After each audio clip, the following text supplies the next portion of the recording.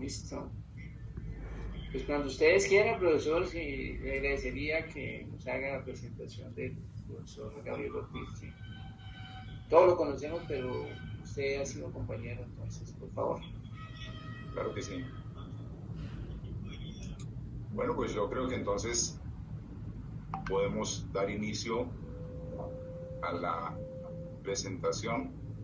Yo he tenido la fortuna de conocer al doctor Ortiz por más de 20 años. Lo tuve inicialmente como compañero en mi programa de residencia y eso me permite dar fe de su calidad humana, de su calidad como persona, como compañero, de su interés académico, de su gran calidad de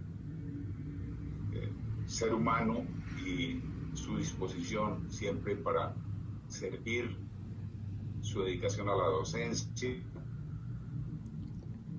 el amor, el cariño muy especial que ha tenido por su facultad, por la Facultad de Medicina y por el programa de residencia que ha dirigido durante casi todos estos tantos años. Ha sido bajo la tutela, bajo la dirección de la coordinación de Gabriel, que nos hemos formado muchos de los egresados de la unidad de oftalmología, y pues para mí es un orgullo haberlo tenido como compañero, seguirlo teniendo como compañero, haber compartido todos estos años, haber aprendido, haber recibido no solamente sus enseñanzas académicas, sino también haberle heredado y haberle aprendido muchas de sus virtudes como persona, como ser humano, el interés, el amor por sus pacientes, por la profesión, por la facultad, nuevamente les repito, y es un orgullo grande para mí tener la oportunidad de presentarlo hoy, que nos trae un trabajo muy especial con motivo de su promoción como profesor titular de la facultad. Entonces los dejo en compañía de esta persona tan especial, tan dedicada, y de ese ser humano que nos ha enseñado muchas cosas yo diría que a todos los que hemos estado en contacto con él en algún momento. Entonces le cedemos la palabra al doctor Ortiz para que nos transmita sus conocimientos y para que nos cuente lo relacionado con su presentación. Muchas gracias, doctor Mena, por esas palabras, no del todo merecidas, pero las guardaré para siempre, porque eso es parte de la recompensa que uno obtiene de compartir con personas como ustedes también. Quería hacer una pregunta: ¿se puede grabar la reunión? ¿La van a grabar? Yo creo que vale la pena que la dejemos. Sí, señor, yo la pongo a grabar. Eso, bueno, está por ahí, qué bueno. Qué bien.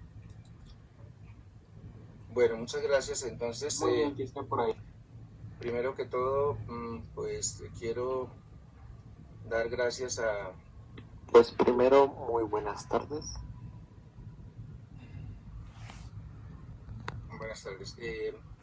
Quiero dar gracias al doctor Caicedo, a las unidades académicas por toda la gestión para organizar esta reunión, esta conferencia. Quiero dar gracias a Dios, quiero dar gracias a la vida por haberme puesto en el escenario de la Universidad Nacional, de nuestra querida Facultad de Medicina. Primero como médico, que cuando me formé como médico, luego me permitió también ser oftalmólogo, y después tuve la suerte de formar parte del cuerpo docente de la facultad. durante ya bastantes años, más de 2 décadas. Exacto, ok. Listo. Entonces, bueno, muchas gracias de nuevo a todos. Vamos a hacer una disertación acerca del tema de la cirugía filtrante no penetrante en el glaucoma y vamos a mostrar la experiencia que hemos tenido en esta área de la cirugía oftalmológica. Entonces, la conferencia va a estar estructurada con unas generalidades que van a ser breves acerca del glaucoma, de su tratamiento, de su diagnóstico, la epidemiología. Y en segundo lugar vamos a hablar del tratamiento quirúrgico, mencionando y describiendo brevemente los principales procedimientos diferentes a la cirugía filtrante no penetrante. Y finalmente entraremos en el tema ya específico de la cirugía no penetrante en general y de la experiencia con el procedimiento de trabeculectomía ab externo, que es el que nosotros hemos aprendido y hemos practicado hace algunos años. El glaucoma es la primera causa de ceguera irreversible en el mundo, en Colombia también. Para el año pasado se sabía que aproximadamente unos 76 millones de personas estaban enfermos de glaucomas primarios y 11 millones de ellos estaban ciegos bilateralmente. La neuropatía óptica más frecuente de todas, y lo que ocurre aquí es una apoptosis de las células ganglionares que llevan progresivamente a pérdida inicialmente del campo visual y luego a la ceguera legal y después a la ceguera total. Los glaucomas son de tipo primario y secundario y se clasifican también según el ángulo en glaucomas de ángulo abierto y de ángulo cerrado. Y en la presión intraocular es el factor ocular más importante y además el único que nosotros hemos podido modificar para ayudar a los pacientes. Muy brevemente, un esquema del segmento anterior con énfasis en el ángulo camerular, en donde vemos la dinámica del humor acuoso que se produce en los procesos ciliares en la cámara posterior, debe pasar a través de la pupila para eliminarse a nivel del trabéculo y el trabéculo y los canales colectores y de la vía alterna que es a través del cuerpo ciliar y la raíz del iris, que es la vía alterna de drenaje. Entonces, cualquier alteración en este tipo de mecanismos produce sobre todo en los mecanismos de drenaje, produce una elevación o una fluctuación importante de la presión intraocular, que es la que termina lesionando el nervio óptico en una forma aguda o en forma crónica, que es lo más frecuente.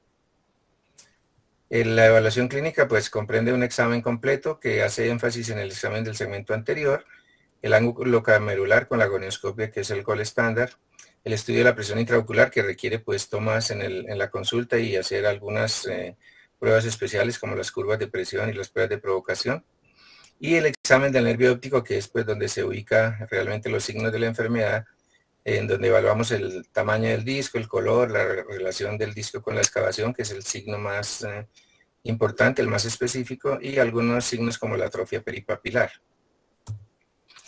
Los exámenes paraclínicos son muy importantes. Después del examen clínico se suele solicitarse algunos exámenes para confirmar o descartar el diagnóstico o para ver la evolución si ya se había hecho previamente.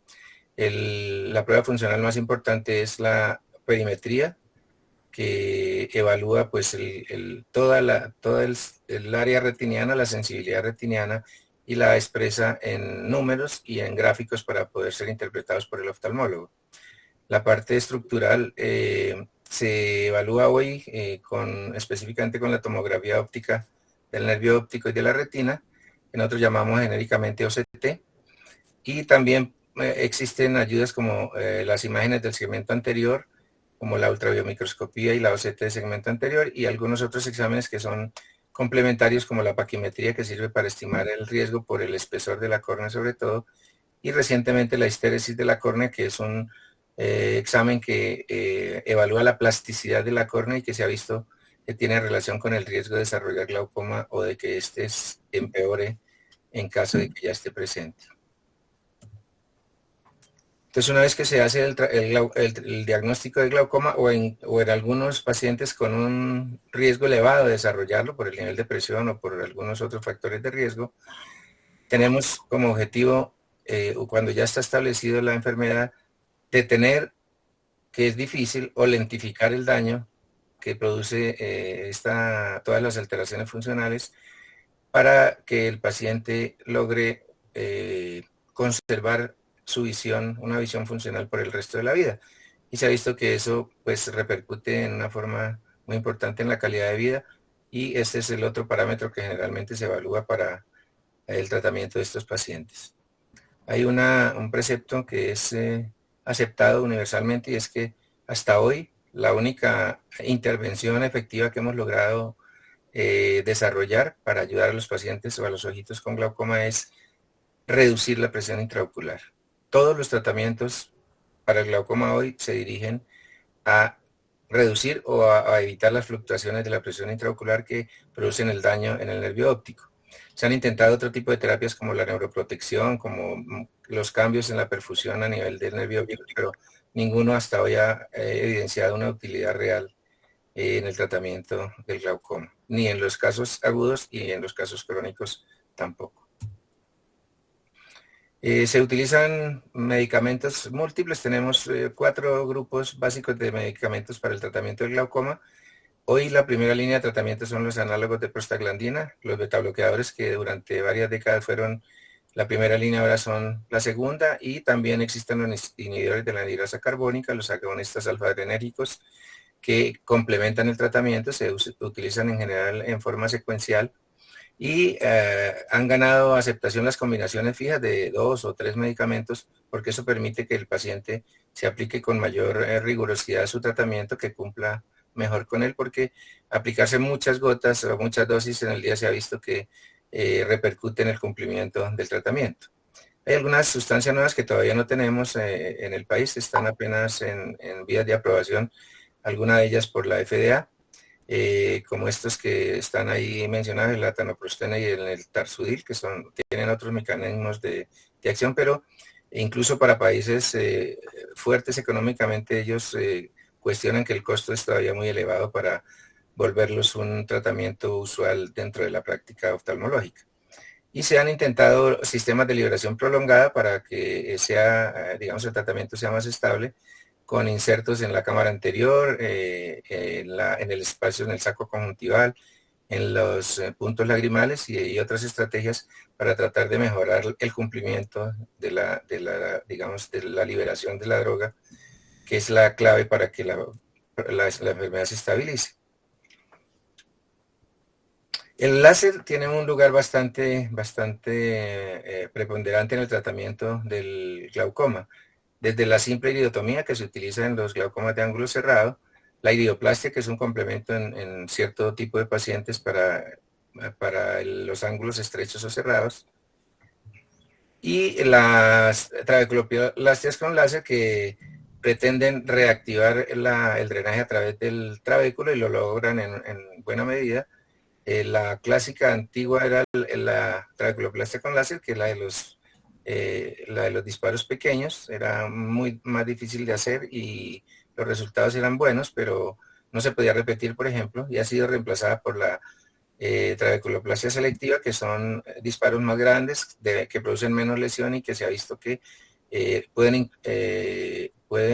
utilizarse incluso como primera línea de tratamiento, incluso antes de los medicamentos. Es una ayuda bastante importante en este tipo de pacientes. Y hay algunos láseres que se utilizan por ahora para ojos con glaucomas refractarios de difícil manejo, que pretenden disminuir la producción del humor acuoso, es decir, que producen una inhibición, una lesión del cuerpo ciliar, para que se produzca menos líquido y de esta forma bajar la presión. Han venido ganando aceptación y demostrando eficacia, de manera que van a estar en el armamentario del tratamiento por mucho tiempo.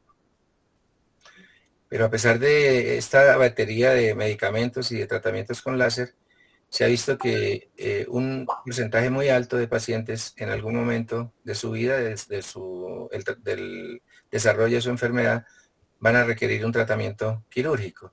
La cirugía es el tratamiento más eficaz para bajar la presión, pero también tiene algunos riesgos que hacen que en general se utilice cuando se han fallado las otras estrategias terapéuticas. Entonces, el tratamiento quirúrgico tiene dos procedimientos que han sido utilizados desde hace ya varias décadas. El gold estándar de la cirugía del glaucoma es la trabeculectomía, que es una cirugía fistulizante que produce una comunicación entre la cámara anterior y el espacio subconjuntival. Fue descrita en el 1968 y todavía es el gold estándar del tratamiento. Los tubos, que son implantes ya generalmente de silicona que se insertan en las cavidades del ojo, han también venido ganando aceptación porque son eficaces y el índice de complicaciones es bastante similar al de la trabeculectomía. De manera que hoy se considera que el tratamiento estándar quirúrgico para casos que requieran una reducción importante y radical de la presión intraocular son la trabeculectomía y los implantes para glaucoma. Han surgido otro tipo de estrategias quirúrgicas porque la trabeculectomía y los tubos son muy eficaces, pero por generar un cambio tan radical en la presión del ojo, tienen algunas complicaciones que son inherentes al procedimiento. Por ejemplo, cuando se baja mucho la presión, la hipotonía, el riesgo de infección, el riesgo de algunas complicaciones graves que generan cierto temor en algunos pacientes de realizar este tipo de procedimientos convencionales. Entonces, se han buscado alternativas como la cirugía filtrante no penetrante, que son procedimientos para glaucomas de ángulo abierto, de la que vamos a hablar más adelante en una forma más amplia, y la cirugía mínimamente invasiva, que es, digamos, en la línea de tiempo es la última que se ha introducido, es una cirugía del siglo XXI, que consiste en dispositivos muy pequeños, con poca invasión del ojo, con poca lesión, y que han demostrado alguna utilidad para ayudar en el tratamiento de los glaucomas. Entonces, vamos muy brevemente a hablar de la trabeculectomía, el gold estándar de la cirugía. Es un procedimiento, como les había mencionado, fistulizante, en el cual se hace una ventana a nivel del ángulo de la cámara anterior que comunica la cámara anterior con el espacio subconjuntival y permite un drenaje continuo del humor acuoso a través de ella. Entonces,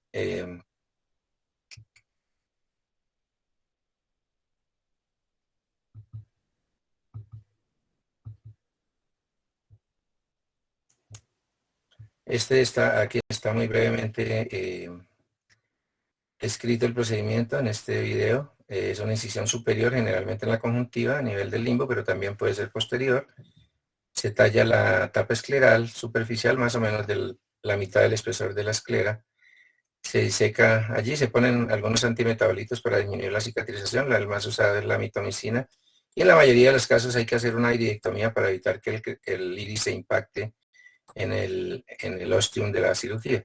Y con las suturas, de acuerdo con la tensión de las suturas que se colocan, se regula el flujo que va a salir al exterior y va a coleccionarse debajo de la conjuntiva, generando una colección que denominamos ampolla filtrante, que es un levantamiento de la conjuntiva en la parte superior y que generalmente está frente a la iridectomía que practicamos con mucha frecuencia.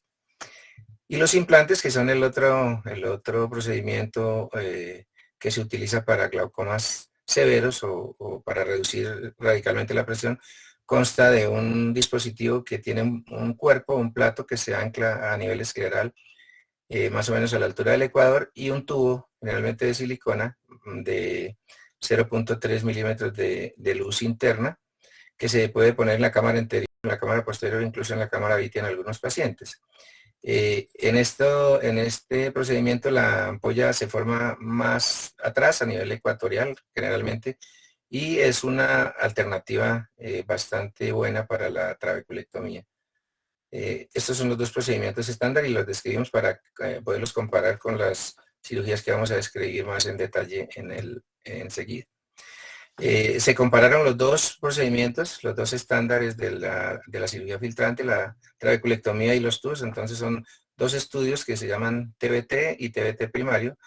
El primer estudio, que es de 2011, publicado en 2011, se hizo en pacientes que ya habían tenido cirugía previa, trabeculectomías previas o cirugías de conjuntivales, de catarata u otro tipo.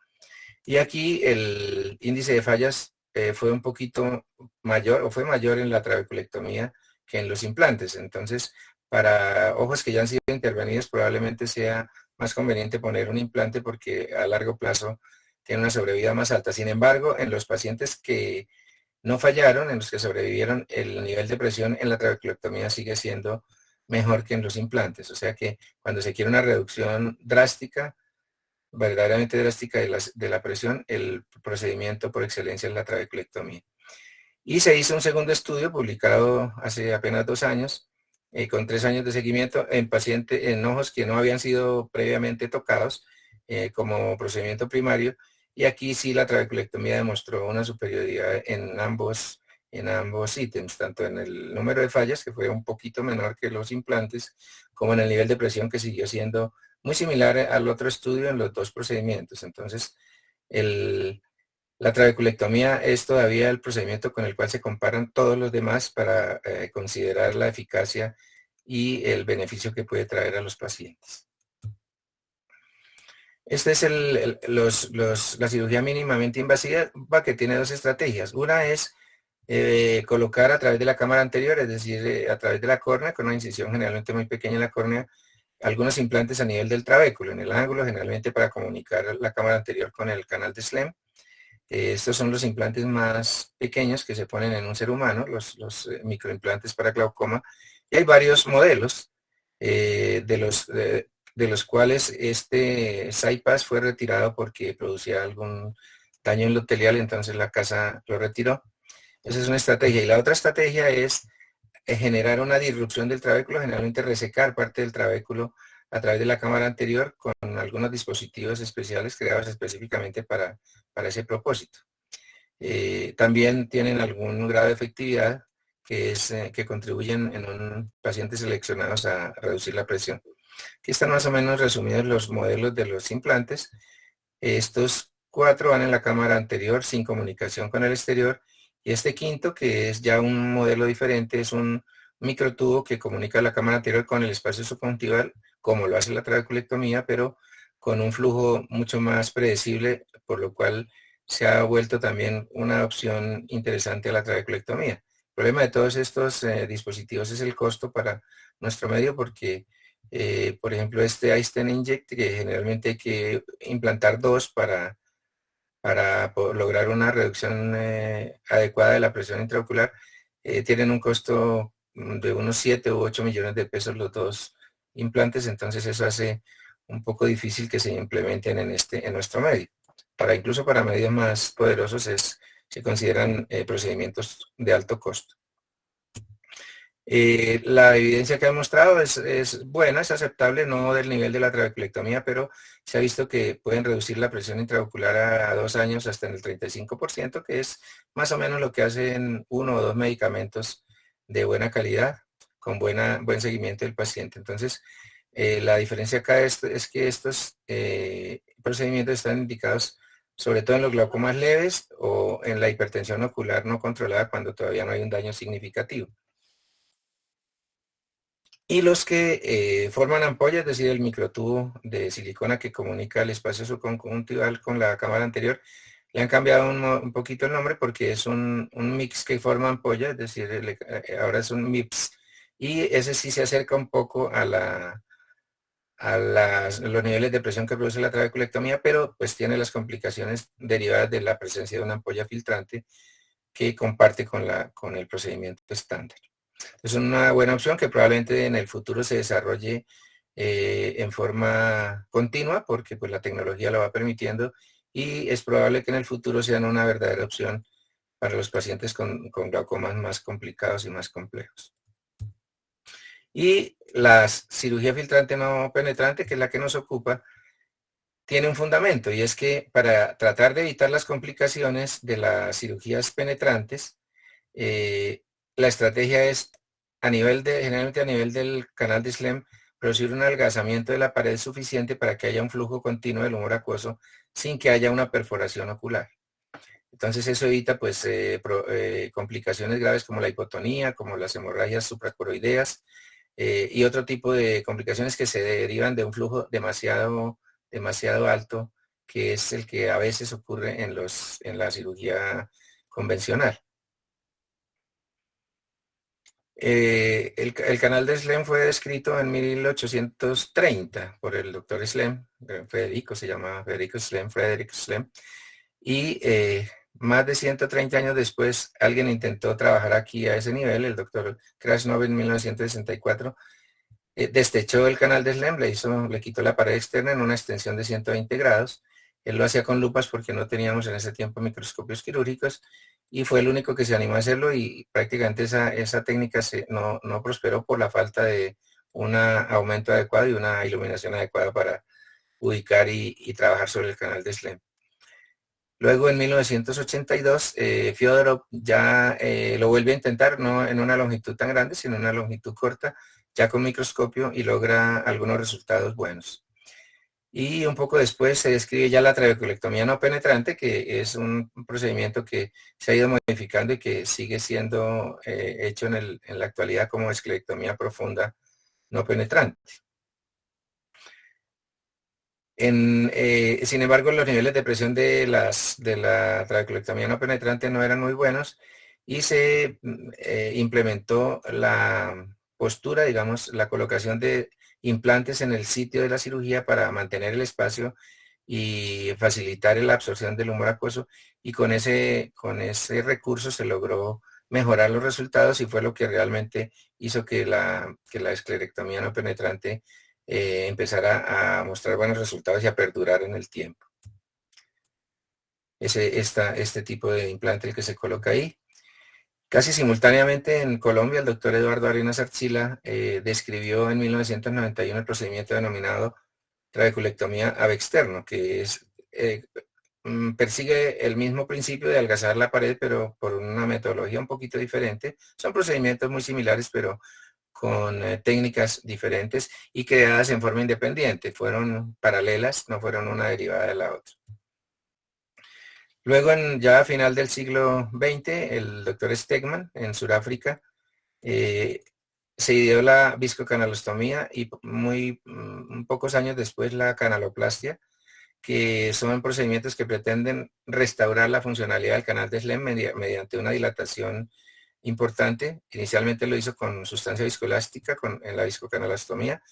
Inicialmente produjo un entusiasmo grande porque los resultados tempranos fueron bastante alentadores, pero al año y medio empezaron a fallar, y entonces el mismo doctor Stegman pensó en que había que mantener dilatado el canal de Slem con algún dispositivo, y se describió la canaloplastia, que vamos a ver más adelante. Entonces la estrategia de la cirugía no penetrante se concentra a nivel del sistema de evacuación o de eliminación del humor acuoso convencional, que es el sistema trabecular que drena el canal de Slem, y de ahí se va a las venas acuosas y a los canales colectores. Entonces, en esta zona es donde se trabaja esa cirugía. De hecho, en esa zona se trabajan prácticamente todas las cirugías, excepto las que se dirigen a inhibir el cuerpo ciliar, que ya mencionamos muy tangencialmente. Aquí está el corte histológico de la zona, el canal de Slem.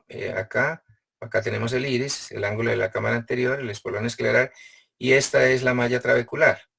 La malla trabecular tiene tres porciones fundamentales, que son el trabéculo uveal, el trabéculo cornoescleral y el tejido yustacanalicular, que los estudios han demostrado que es donde se ejerce la mayor resistencia al filtrado, a la evacuación del humor acuoso. Entonces, la estrategia de la cirugía en la mayoría de los casos se dirige a eliminar el tejido yustacanalicular para disminuir la resistencia al drenaje del humor acuoso. Aquí está esquematizado el trabéculo en una forma más visible. Este sería el trabéculo uveal de cavidades más grandes, el trabéculo cornoescleral de cavidades medianas, y el tejido yustacanalicular, que son uniones muy fuertes y que oponen una mayor resistencia al paso del humor acuoso. Entonces, la cirugía en general consiste en abrir el canal de Slem, quitar la pared superior o levantar la pared externa, y adelgazar, quitar la pared interna del canal de Slem, y después, con sumo cuidado, por supuesto, eliminar el tejido yustacanalicular y eso ha demostrado que produce una reducción importante de la presión intraocular en la mayoría de los casos. En eso trabajan pues tanto la trabeculectomía ab externo como la esclerectomía profunda no penetrante. Entonces, ya en el plano quirúrgico lo que se hace es levantar una tapa escleral superficial, generalmente de un 30-40% de espesor, y ya sobre el lecho pues se trabaja de acuerdo a la topografía de las estructuras. Entonces, el punto de referencia o la estructura de referencia que es más visible es el espolón escleral, que parece un tendón porque las fibras van circulares. Realmente es un tendón en donde se inserta el músculo ciliar, y se sabe que inmediatamente por delante del espolón escleral está el canal de Schlemm, que es nuestro objetivo quirúrgico. Entonces se levanta una segunda tapa o se pule, en el caso de la trabeculectomía ab externo, se adelgaza progresivamente hasta lograr eliminar la pared externa y poder acceder a la pared interna del canal de Schlemm para eliminar los tejidos que oponen la mayor resistencia. Entonces acá se está en la esclerectomía profunda, se está levantando la segunda tapa, acá ya se vislumbra el canal del Schlemm en esta esquinita. Y finalmente se logra exponer el canal del Schlemm. Al comienzo pues cuesta un poco y la curva de aprendizaje es un poquito ardua, pero ya con cierta práctica uno logra tener una reproducibilidad importante del procedimiento y exponer el canal de Schlemm en la mayoría de los casos en que lo intenta. Y una vez que se expone el canal del Schlemm, pues ahí se elimina el tejido interno y el tejido justacanalicular para disminuir la presión.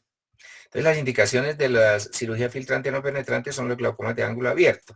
Pueden ser glaucomas primarios o secundarios, y todavía se considera que son útiles en daños leves a moderados. Todavía estas cirugías no alcanzan a dar los niveles de presión que da la trabeculectomía para casos avanzados, pero en la mayoría de los glaucomas que no entran en la calificación de avanzados o muy avanzados, estas cirugías son una opción bastante buena, con un riesgo de complicaciones menor. Y entonces también se utiliza con más frecuencia en los pacientes que tienen riesgo de complicaciones graves con la cirugía convencional, con la cirugía penetrante, que son básicamente los ojos miopes altos, porque tienden a hacer complicaciones de tipo hemorrágico, los pacientes a quienes se les ha extraído el vítreo, pacientes con presión venosa epiescleral aumentada, como en el síndrome de Sturge-Weber, o cuando en el ojo congénere ha habido un antecedente de una complicación importante como la hemorragia supracoroidea, por ejemplo. Entonces, en esos ojos se prefiere hacer cirugía filtrante no penetrante sobre la convencional, porque se considera que el balance riesgo-beneficio aquí es favorable a la no penetrante. Entonces las técnicas quirúrgicas ya las hemos esbozado, son básicamente tres tipos de técnicas. La esclerectomía profunda no penetrante, que es la más difundida en el mundo, que hace un doble colgajo y deja un implante. Nosotros tenemos la limitación para hacerla en la consecución del implante, que en general no es fácil de obtener y cuando se obtiene es un poco costoso. La trabeculectomía ab externo, que es la que no requiere otro tipo de implemento, sino solamente digamos, la pericia del cirujano. Y los procedimientos de Stegman, la viscocanalostomía y la canaloplastia, que se dirigen más a dilatar el canal del Schlemm. Entonces, esta es la esclerectomía profunda no penetrante y esta la trabeculectomía ab externo del doctor Arenas. Ahora la veremos en un video muy corto. La canaloplastia y la viscocanalostomía, como mencionábamos, lo que pretenden es dilatar el canal del Schlemm, y entonces la técnica estándar es pasar una sutura en 360 grados a través del canal del Schlemm y darle una tensión suficiente para traccionar un poco el trabéculo, distender un poco el trabéculo y mantener el canal de Schlemm abierto. Muy brevemente vamos a ver la esclerectomía profunda no penetrante. Todas, recordemos, levantan una tapa superficial, entonces en eso son similares. Ahí ya está levantada y ahora lo que se va a hacer es diseñar la segunda tapa teniendo los puntos de referencia del espolón y el septum escleral para saber dónde buscar el canal de Schlemm. Se avanza en una forma progresiva y si se diseña bien la cirugía, en la gran mayoría, en el alto porcentaje de los casos, se logra entrar al canal de Schlemm y liberar bien la capa superficial, la pared externa del canal de SLEM, y exponer la pared interna donde con diferentes metodologías se adelgaza la pared para producir una filtración adecuada. Y luego de que se obtiene la filtración que uno considera suficiente para ese ojo, se reseca la capa escleral profunda, y en este caso hay que poner un implante. Ya vimos el de colágeno, que es cilíndrico, y este es uno que denominan snopper, que es como un dispositivo de silicona que se inserta en el espacio supracoroideo y se pliega para mantener el espacio debajo de la tapa escleral. Luego se colocan unas suturas no muy ajustadas para permitir una filtración hacia el espacio subconjuntival, y se asume que también hay algo de filtración hacia el canal de SLEM, que está abierto, y que por allí hay algunas rutas de filtración que permiten la disminución de la presión intraocular. La esclerectomía profunda no penetrante es tal vez la más practicada de las tres, porque hay muchos grupos que lo hacen. Este es un estudio recientemente publicado, el que tiene mayor número de ojos, más de 500 ojos, y un seguimiento muy largo, a 7 años, que mostró una efectividad bastante buena, con una presión final de alrededor de 12 milímetros de mercurio, que se considera un resultado muy bueno. Y aquí están esquematizados, digamos, sectorizados los grupos de presión. Entonces, por debajo de 18 milímetros lo lograron sin tratamiento adicional en el 54% de los casos. Por debajo de 15 milímetros, que es lo deseable, solamente lo logró en un 30%. Ahí generalmente se necesita una medicación adicional para bajar un poco la mala presión. Y presiones por debajo de 12 milímetros, que la trabeculectomía lo logra en un buen número de casos cuando uno quiere estabilizarlos, y solamente de los pacientes. Entonces eso hace que su nivel de efectividad para glaucomas leves y moderados sea muy bueno. Para los glaucomas avanzados no es un procedimiento que se indique con frecuencia, excepto si el ojo tiene un riesgo adicional, donde hay que entonces considerar el balance riesgo-beneficio con mucha responsabilidad. Y esto es como un resumen de los estudios más grandes que se han hecho, donde vemos que la efectividad, el éxito de la cirugía para obtener una presión adecuada va desde el 38 hasta el 70%, y ya con la adición de medicamentos, la efectividad es bastante significativa para las metas de presión que se pretenden con ese tipo de procedimientos. Aquí vemos las presiones obtenidas, que van desde 12 hasta 17 o 18 milímetros, que son ya presiones muy altas cuando se trata de glaucomas avanzadas.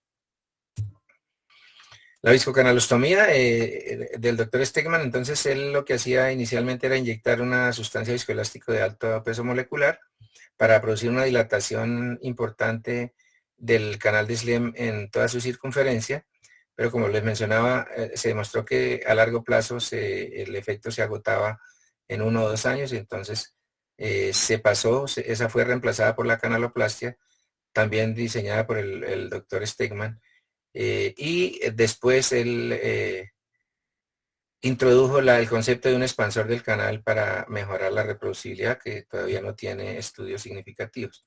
Entonces, la canaloplastia, los mecanismos de acción que se han propuesto, y algunos se han visto en estudios experimentales, es una dilatación del canal de SLEM, un desprendimiento del endotelio, algo de activación de las células madres. Se ha escrito, ahí hay unos fenómenos celulares interesantes, reversión de la herniación de la malla trabecular hacia el exterior, y algunos cambios de tipo celular ya que están por confirmarse y que parecen tener algún papel en el descenso de la presión producida por este tipo de procedimiento. Entonces, aquí está la técnica quirúrgica de la canaloplastia. Igual la tapa escleral ya superficial ya está hecha, ya se diseñó, y acá se levanta la segunda tapa. Entonces, en vez de adelgazar la pared interna del canal de SLEM, lo que se hace es canalizar el canal de SLEM con una sonda, una fibra óptica que tiene luz en la punta para poder seguir su trayecto a través del canal de SLEM en los 360 grados. Y una vez que se pasa la sondita de fibra óptica, se recupera cuando da todo el giro en los 360 grados. Lo que se hace es anudar una sutura, un prolene 10 ceros, que va a quedar ajustado a la cánula, y luego la cánula se retorna. Entonces la que queda dentro del canal es la sutura, que es la que produce el ajuste del trabéculo y la dilatación permanente del canal de Schlemm, y que se ha visto que tiene unos efectos sobre la presión intraocular indudables.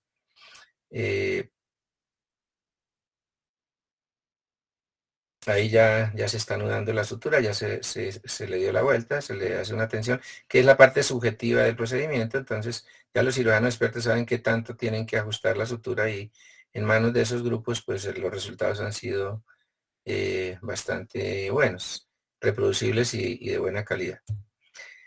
Aquí está anudada la sutura al final del procedimiento, y acá está siendo vista con la gonioscopia ya anudada dentro del canal de Schlemm en el posoperatorio, en la zona de la cirugía. Este es el expansor que propone el doctor Stegman para evitar pues que haya la subjetividad de la tensión de la sutura. Entonces es un microtubo con perforaciones que debe ser implantado dentro del canal de Schlemm. Son 2 tubos realmente, uno en cada lado de la incisión. Aquí ya están implantados, se alcanzan a ver las puntas, y por gonioscopia se ve ya el tubito implantado allí. Entonces, este procedimiento con expansor todavía no tiene estudios grandes que puedan verificar su efectividad, pero por fisiopatología se piensa que puede ser un poco más reproducible incluso que la técnica con sutura. Estos son los resultados de la técnica original con sutura. Entonces vemos que aquí es una comparación, el estudio TBC se llama, es comparación de la trabeculectomía con la canaloplastia, donde se ve que el éxito completo es bastante inferior cuando se ponen metas de presión por debajo de 18 milímetros. La trabeculectomía es bastante superior. Ya con medicamentos logran en muchos casos las metas de la reducción deseada de la presión intraocular, y lo que sí es evidente es que el nivel de complicaciones es menor, y las complicaciones son en general muy leves, y se resuelven sin necesidad de intervenciones. Mientras que en la trabeculectomía pues hay algunas complicaciones que requieren intervenciones posteriores y que pueden poner en riesgo incluso algún deterioro visual o pérdida de la visión. Son infrecuentes, pero son más frecuentes en la trabeculectomía que en la canaloplastia. Este es como el resumen de todos los estudios que se han hecho combinados con cirugía catarata o solos de la canaloplastia. Y esta es la revisión sistemática, que no incluye el estudio que vimos porque este es anterior, pero los resultados son similares, un poco mejores, juntando todos los estudios. El éxito completo en el 56%, comparado con la trabeculectomía en el 69%, y acá se equilibran con medicamentos otra vez. Y en esta revisión sistemática se puso de evidencia otra vez que las complicaciones de la canaloplastia en general son leves y autolimitadas, y que no ocurren las complicaciones graves como la hemorragia supracoroidea, que es la complicación más temida de la cirugía filtrante después o junto con la infección, con la endoftalmitis, y que ocurre en esta revisión sistemática en el 2%, un poco más del 2% de los pacientes a quienes se les practicó trabeculectomía. Esa es una complicación que amenaza gravemente la visión del paciente.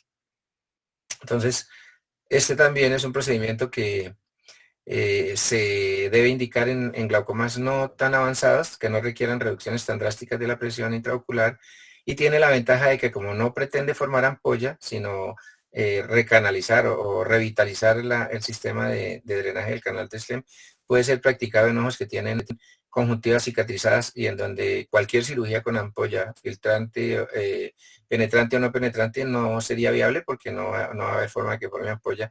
Entonces, para esos ojos esta es una indicación excelente, la canaloplastia.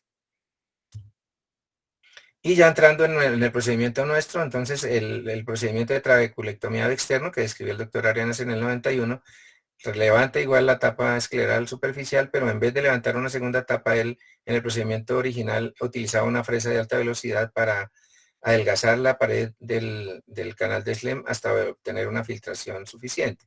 Posteriormente él vio que con este procedimiento así simple o puro no obtenía los niveles de presión que quería, y entonces Una cosa que se le ocurrió fue cortar la tapa superficial, eliminar la tapa superficial.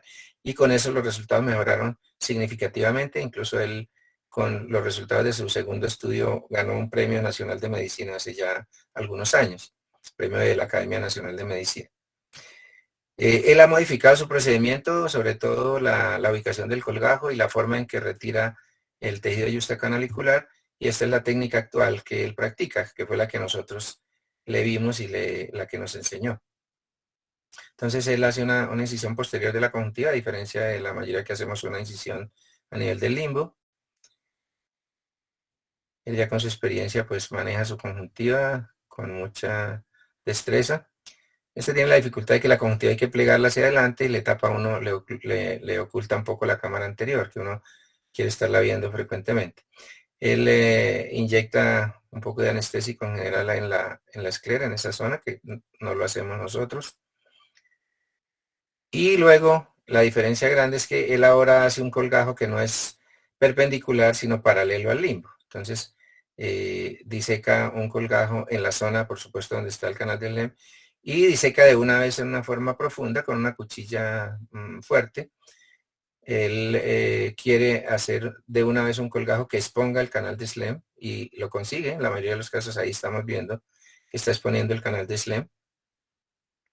Y luego de que expone el canal de SLEM, pues ya lo que falta es adelgazarlo suficientemente para obtener una filtración suficiente. Entonces, ahí se está poniendo la mitomicina, que es rutinaria en todos estos procedimientos para disminuir la cicatrización. Y el doctor Arenas se ideó este sistema para producir un doblez mínimo en una aguja de insulina. Y ese es el instrumento que utiliza, ahorita lo vamos a ver, que utiliza para quitar el tejido yustacanalicular. Es un doblez realmente muy pequeño de una agujita de insulina. Con esa herramienta, él ahora actualmente hace la liberación, primero la eliminación completa del techo del canal de SLEM y luego el adelgazamiento del piso hasta obtener una filtración suficiente. Una vez que tiene la filtración suficiente, hace lo que se hace en todos los casos, se quita la tapa escleral o el borde escleral profundo, ahí ya está una filtración adecuada.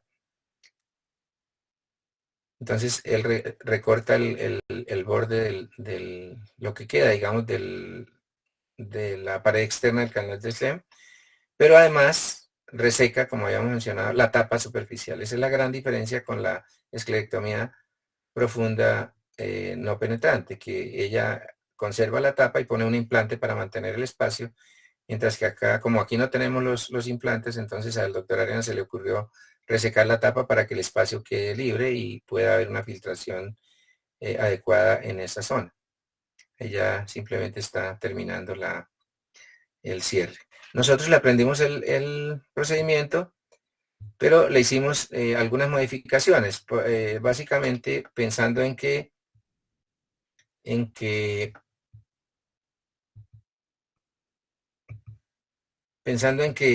se pueda convertir en caso de alguna complicación en una trabeculectomía convencional. Entonces nosotros hacemos un colgajo parecido al de la trabeculectomía o al de la esclerectomía profunda no penetrante.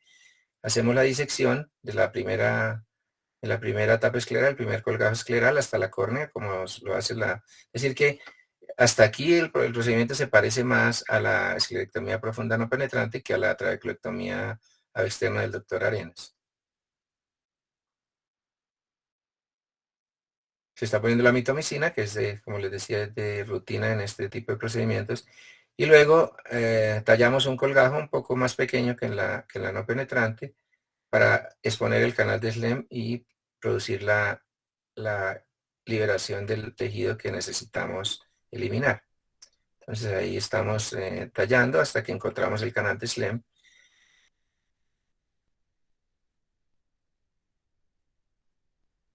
Y el adelgazamiento de la pared interna lo hacemos por varios métodos. Uno es con una pinza, el tejido yustacanalicular se deja agarrar con una pinza y se deja quitar, digamos como desgarrar, y entonces eso lo hacemos con mucha frecuencia. Otras veces no hay ni necesidad de quitarlo porque sale en el colgajo, cuando uno diseca el colgajo, como en este caso, que obtuvimos una filtración adecuada sin necesidad de maniobras adicionales. Y entonces lo que hacemos en este caso, como no tenemos posibilidad de implantes por ahora, hacemos ahí sí lo que hace el doctor Arenas, que es resecar el colgajo superficial. Entonces, lo que hacemos es una combinación de las dos técnicas.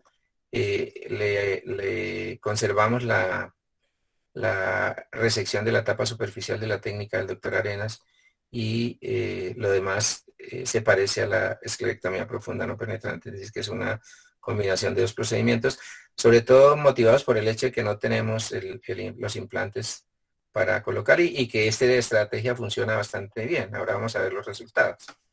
Entonces nosotros hicimos esas son las ampollas que deja la cirugía, que son muy parecidas a las de la trabeculectomía convencional. La diferencia es que se ve la zona oscura donde se resecó la tapa escleral.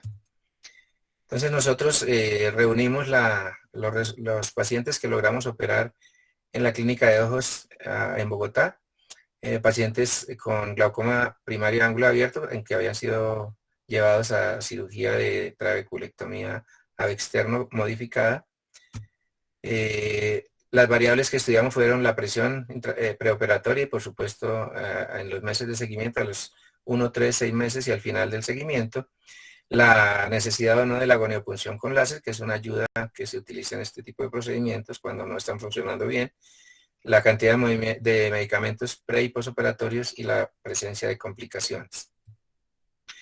El éxito lo tomamos de los estudios que son más exigentes, con una reducción de por lo menos el 20% con respecto a la preoperatoria y que la presión final estuviera entre 6 y 18 milímetros, que es lo que se considera hoy que es un nivel de presión adecuado para los glaucomas leves y moderados. Ya los glaucomas severos requieren presiones por debajo de 13 o 12 milímetros en forma constante. Que no hubiera una reintervención quirúrgica y que no requiriera medicación suplementaria. Y el éxito calificado o éxito parcial cuando además de la cirugía se requería de medicación para alcanzar los niveles de presión deseados. Y las fallas, pues cuando no cumplía con los requisitos, cuando requería alguna reintervención quirúrgica o cuando se perdía la visión en forma definitiva, el paciente quedaba con el ojito ciego en forma total. Son los criterios de falla. Entonces logramos reunir 73 ojos operados entre enero del 2008 y marzo del 2015.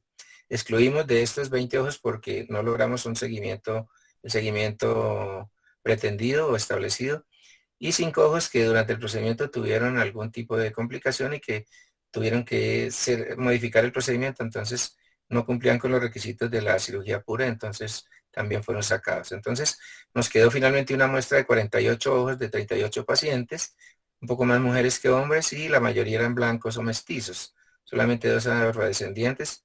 El paciente más joven tenía 25 años y el mayor 84, promedio estaba en 60, un poco más de 60 años. Y logramos hacer un seguimiento promedio de 29 meses, un poco más de 29 meses, con el menor seguimiento a 14 meses y el mayor seguimiento a 12 años, o sea, 144 meses. Estos son los diagnósticos, todos glaucomas de ángulo abierto, primarios o secundarios, la mayoría de glaucomas primarios de ángulo abierto, 34, y entre las otras variedades de glaucoma tuvimos otros 14 casos. La agudeza visual no se tomó como variable a estudiar, pero se consignó, por supuesto, porque es un parámetro funcional, pues, por supuesto, indiscutible. Y logramos ver que la agudeza visual se mantuvo estable en 40 ojos, mejoró en 4 y se deterioró en 4 ojos. Uno de ellos pasó de percepción luminosa a no percepción de luz, o sea que perdió la visión completamente. Los campos visuales, al ser calificados, nos mostraron que los ojos, 12 ojos tenían campos con defecto leve, 23 ojos tenían defecto moderado y 8 ojos tenían criterios para considerarlos un glaucoma severo. La paquimetría es un parámetro importante en la evaluación de la presión y por eso se consigna. Tuvimos unas córneas ligeramente más delgadas que el promedio de la población general nuestra. Y estos son los resultados en cuanto a la presión intraocular. La presión intraocular inicial fue de 25 milímetros de mercurio, que inicialmente descendió a 13 al mes, pero A medida que pasó el tiempo subió un poco y al final tuvimos una presión promedio de 16 milímetros, contando todos los pacientes, contando pacientes exitosos y pacientes que fallaron, en los que el procedimiento falló.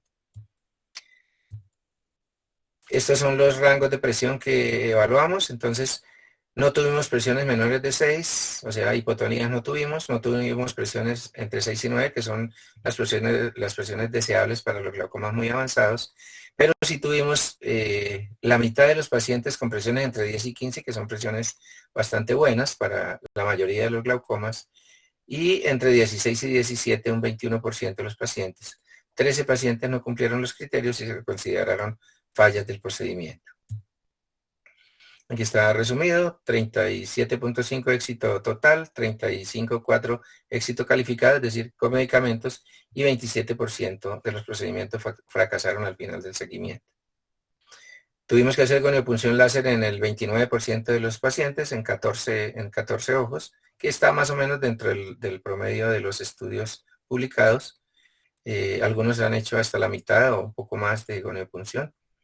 Es un procedimiento láser en el cual se le dispara al trabéculo para aumentar la filtración. Realmente se convierte ya en un procedimiento micropenetrante porque se hacen unos orificios ya físicos en la zona del trabéculo. Aquí están las forma como solucionamos las fallas. En 11 ojos realizamos trabeculectomía convencional. En un ojo colocamos un implante, una valvulita, y el otro ojo no lo operamos porque fue el que pasó de PL a NPL, y pues los ojos sin visión en general no requieren presiones muy bajas. No es tan importante bajar la presión de niveles intermedios. Aquí está resumido ese criterio, y aquí está la sobrevida de los procedimientos, que es un criterio importante. Entonces, uno falló al mes, ese se tabula porque es una falla aunque no haya cumplido los 12 meses de seguimiento. Al año habían fallado 4, y después de 4 años, que fue el mayor seguimiento en estos ojos de fracaso, a los 48 meses habían fracasado ya los 13 ojos que fallaron en la totalidad del estudio. En promedio se demoraron un poquito menos de 2 años en fallar, un poquito menos de 2 años en fallar el procedimiento. Es decir, que si uno hace este estudio a 1 año, como nosotros publicamos algún reporte inicial a 1 año y medio de seguimiento, pues por supuesto la tasa de éxito era mayor, pero a medida que pasa el tiempo, no solo sino la mayoría de estos procedimientos van experimentando fallas progresivamente. Este es el ojo que tuvo el mayor seguimiento, lo vimos recientemente. Es un ojo que se operó, un ojo con un glaucoma muy avanzado, que tenía además un trasplante, y entonces ahí tiene el riesgo o de que se le dañe el trasplante o de que se quede ciego por glaucoma. Entonces lo operamos en el 2009 y lo vimos este año, en el 2021, cuando había cumplido los 12 años de seguimiento, con una presión bastante buena, 10 milímetros, que es de las más bajas que obtuvimos, y con un injerto todavía muy transparente. Ese es un caso bastante bueno en un ojo muy difícil, de tratamiento muy difícil. Que ese procedimiento sirve también para este tipo de ojos cuando se realiza en forma adecuada y la evolución es satisfactoria.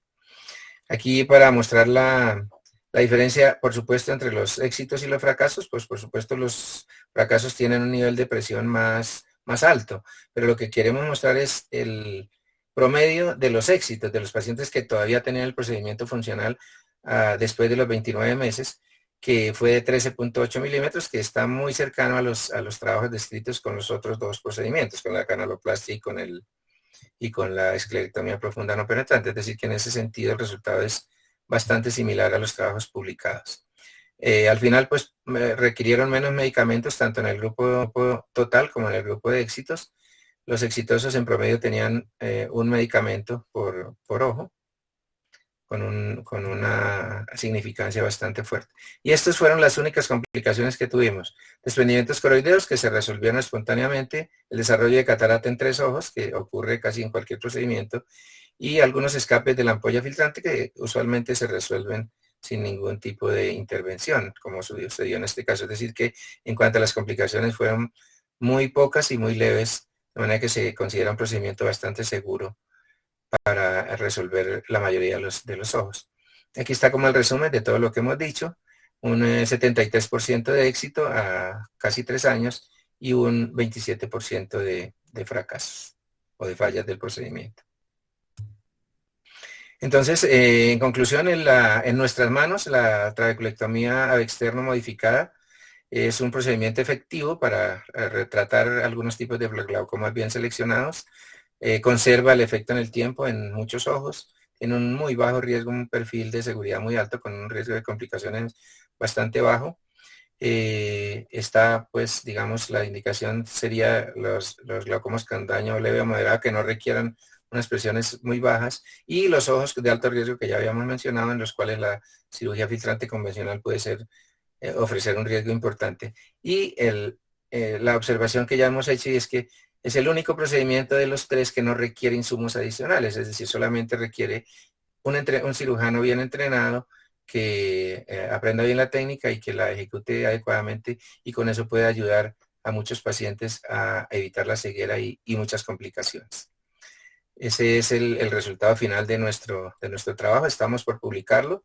Estamos ya enviándolo a las revistas para publicación. Y recientemente apareció ahora, en el 2020, ya después de que nosotros habíamos hecho toda la casuística, apareció esta modificación de un doctor egipcio, el doctor Ahmed, que se le ocurrió un truco muy simple e ingenioso, y que él dice que le funciona, ha obtenido un porcentaje de éxito cercano al 100%. Entonces estamos empezando a hacer casos con esta técnica, que nos pareció bastante ingeniosa, porque evita tanto la inserción de un implante, que son usualmente costosos o difíciles de conseguir, y también puede evitar la resección de la tapa, que pues uno tiene cierta prevención porque el ojo puede quedar un poco debilitado en esa zona, sobre todo para los traumas posteriores. Entonces es lo que hace, doctor Ahmed, lo que hace es poner una sutura en puente por debajo de la tapa escleral, levantar un poquito la tapa profunda con uno de los costados de la sutura, y entonces así, sin necesidad ni de resecar la tapa escleral ni de poner un implante, mantiene el lago de acuoso debajo de la tapa escleral. Por supuesto no sutura la tapa, la deja sin suturar para que por ahí... Ese es el trabajo que estamos desarrollando en este campo. Vamos a probar ese procedimiento a ver si realmente es tan bueno y tan reproducible como dice el doctor Ahmed. Este es una fotografía de 3 generaciones. Aquí está el doctor Eduardo Arenas, que es quien nos enseñó la técnica, y uno de nuestros exalumnos que trabaja ahora en la Florida, es docente allá en una universidad en el sur de la Florida. En un evento de la Academia Americana nos encontramos, y entonces yo pongo la foto de las 3 generaciones. Y esta foto, que es la que me inspira siempre para hacer toda esta labor que hemos hecho y que humildemente les presentamos hoy. Muchas gracias. Si hay preguntas o comentarios, por supuesto estamos dispuestos a absolverlas. Doctor Vamos Ortiz, entonces a dejar de compartir. ¿usted piensa que en esta técnica puede tener mejores modificaciones, que las puedan encontrar ustedes, que las puedan describir ustedes? Porque realmente el éxito pues no es todo el mejor, ¿cierto? Con un 27% de fracaso siempre. Sí, digamos, se parece a los demás procedimientos en cuanto a la efectividad. Más o menos está en ese rango. Ahí recuerde que, por ejemplo, en la esclerectomía profunda no penetrante estaba entre el 30 y el 80%, o sea, está en ese rango, pero claro, siempre uno aspira a que el procedimiento le funcione, ojalá en el 99% de los casos, porque el 100% es muy difícil de obtener. Este doctor Ahmed dice que a él le funciona casi en el 100%. Pues estamos tratando de reproducir esa técnica, y pues digamos que esas técnicas han evolucionado desde poner, como vimos, dispositivos ahí, se han puesto tubitos por debajo de la tapa, etcétera, pero no ha habido, digamos, un cambio significativo en cuanto a la efectividad. Lo que más ayuda son los antimetabolitos, la mitomicina, que evita la cicatrización y permite que la ampolla filtrante perdure en el tiempo. Ha sido como, digamos, la mejora más importante, no solo en la no penetrante, sino también en la trabeculectomía, que nos ha permitido tener cirugías como la que vimos 12 años después con un éxito total. Pero sigue habiendo casos muy difíciles, que acá como el enemigo es la inflamación y entonces depende del tipo de ojo también y de la reacción de los ojitos. Entonces, por ejemplo, se ha visto que los ojos que tienen iris café, que son todos los nuestros prácticamente, responden menos a este tipo de procedimiento porque el nivel de inflamación en general es un poco mayor. Y la raza negra más todavía, o sea, los afrodescendientes responden también menos porque su nivel de inflamación es un poco mayor. Entonces, hay factores que cambian y entonces el escenario también puede ser difícil. Nuestros pacientes todos eran de iris, prácticamente todos, tal vez un par de iris claros, la mayoría de iris cafés. Y sin embargo, pues los resultados fueron más o menos similares a los de las otras técnicas descritas. Entonces, siempre uno está en búsqueda de mejoras, pero pues por ahora no se ha logrado ni nosotros ni en otras latitudes hacer un cambio radical en esa técnica que permita, digamos, igualar, por ejemplo, los niveles de la trabeculectomía. Probablemente los microimplantes lo logren antes que esta técnica porque pues ahí la tecnología sí ayuda mucho, ¿no? La luz del tubito que se pone, el tamaño, etcétera, eso parece, todavía eso está muy incipiente, pero es probable que ese camino sea más expedito para lograr avances significativos que estas técnicas que ayudan a muchos ojos, es decir, evitan la ceguera de muchos ojos, pero siguen teniendo pues la limitación de la cicatrización, que es el enemigo siempre en estos procedimientos. Gracias, doctor.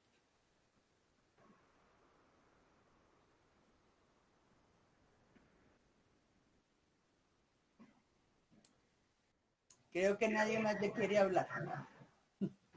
El doctor Arenas está con nosotros. ¿Quiere hacer algún comentario, doctor Arenas?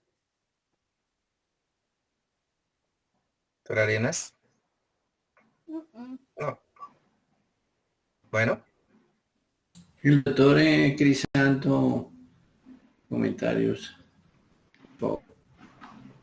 Bueno, pues nosotros lo que hacemos es compartir experiencias, compartir en ocasiones pacientes y condiciones de pacientes que tienen el infortunio de sufrir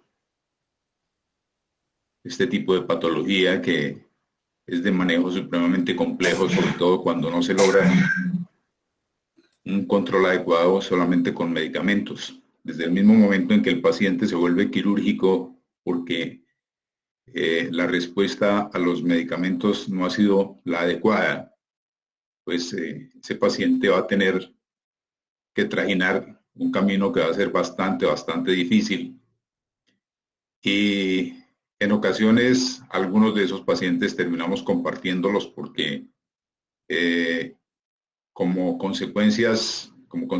como secuela del deterioro que va causando el glaucoma, no solamente en las fibras del nervio óptico, también se va lesionando el endotelio corneal, las córneas se van descompensando y en ocasiones los pacientes terminan requiriendo tratamientos múltiples o tratamientos en los que hay que hacer un trasplante de córnea, posteriormente hacer un implante de un tubo o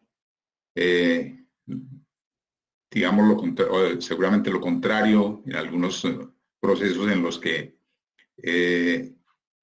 los tubos se obstruyen. El paciente tenía un tubo que era funcional, que deja de ser funcional, o tenía un endotelio corneal, una córnea con buena transparencia, con una buena densidad celular, pero en el caso específico de los tubos de drenaje hay una pérdida, una progresión, un aumento en la forma como se pierden células endoteliales y pues eso condena también a estos pacientes a tratamientos múltiples que en ocasiones requieren cambios de los botones de los trasplantes, la supervivencia se puede reducir, no puede haber pacientes que han sido sometidos a trasplantes de córnea por otro tipo de patologías, por un queratocono, por un leucoma de otra etiología y que han tenido una supervivencia de 15, 20 años o más. Y acá, en el caso del glaucoma, en ocasiones esa supervivencia se reduce a los 5 o los 10 años y hay que hacer nuevamente un trasplante, hay que tratar de mantenerle la visión, la funcionalidad de ese ojo. Y pues ahí tenemos casos de pacientes que inclusive nos han aguantado hasta 4 trasplantes de córnea, que ya es casi que una exageración, porque ya la tendencia es hacer otro tipo de procedimientos, aunque la sobrevida y el pronóstico de esos procedimientos no sea el mejor. Entonces, hemos compartido durante estos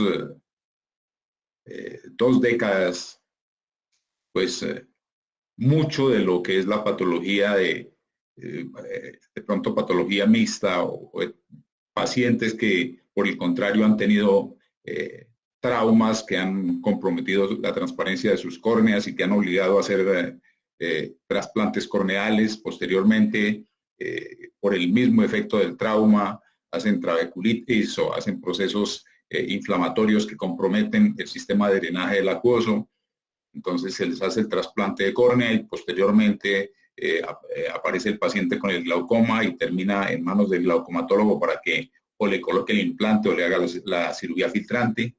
Y tenemos también un agravante, y es que los pacientes de los trasplantes de córnea, los pacientes de estos trasplantes, en su gran mayoría necesitan manejos con esteroides a plazos bastante largos.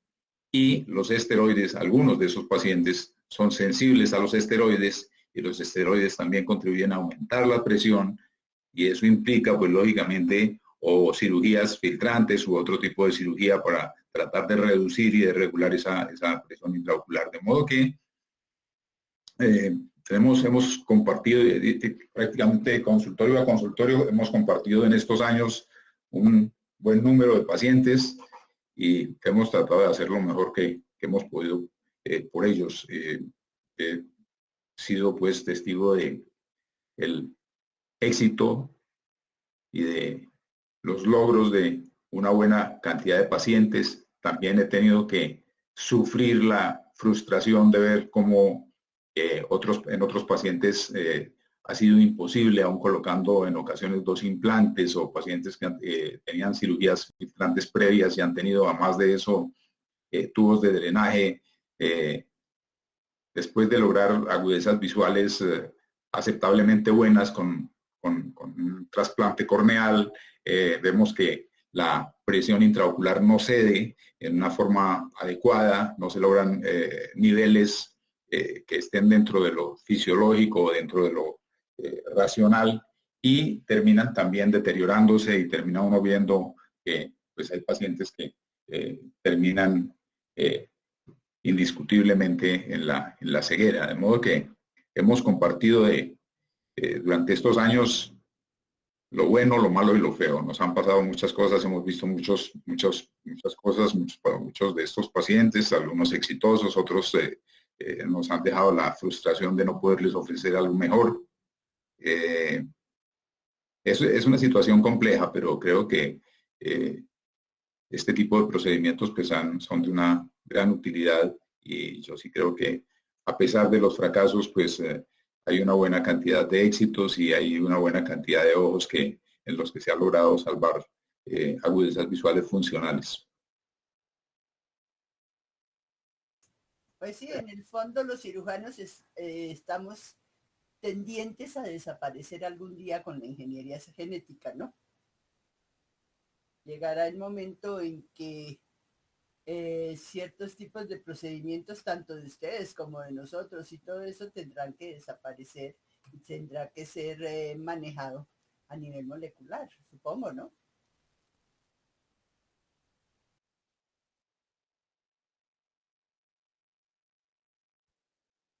Sí, efectivamente, así es. Hay que buscar otros caminos, pero por ahora, yo creo que por un tiempo todavía largo vamos a seguir operando ojos difíciles. Por ahora es lo que hay. Es lo que tenemos. Es lo que tenemos. No sé si algún otro comentario de la profesora Amparo Mora, me gustaría hacer algún comentario y preguntas de los asistentes. No, solamente me resta felicitar a Gabriel por este esfuerzo de muchos años, de una experiencia bastante importante y por su permanente afán y cariño por mantener el servicio. Es decir, yo quería añadir que la unidad existe en gran parte gracias a los esfuerzos de Gabriel, que ha sido abanderado para que muchas personas logren el sueño de ser oftalmólogos a través de nuestra universidad pública. Entonces, pues felicitaciones, Gabriel, y todo mi afecto. Un abrazo. Muchas gracias, Amparito, muy amable. Es mutuo el afecto. No, yo me uno a las felicitaciones y agradecerle esta presentación tan bonita, una presentación muy agradable. Aprendemos cosas los que no sabemos nada de esto. De verdad que lo quiero felicitar y creo que ha sido, como han dicho los compañeros, un trabajo de muchos años y usted ha sido, como digo, el motor en la unidad de oftalmología, de modo que muchas felicitaciones. No sé si habrá otro comentario, otra cosa especial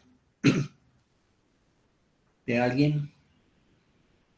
Si no, entonces sería que Liz, por favor, al final, digamos, nos quedemos ya se queden los evaluadores y ya Liz nos hace una explicación ahí para poder dar por terminada la reunión. De modo que, si no hay más comentarios, entonces, si quieren, nos queda la profe Luz Ángela, el profe Crisanto.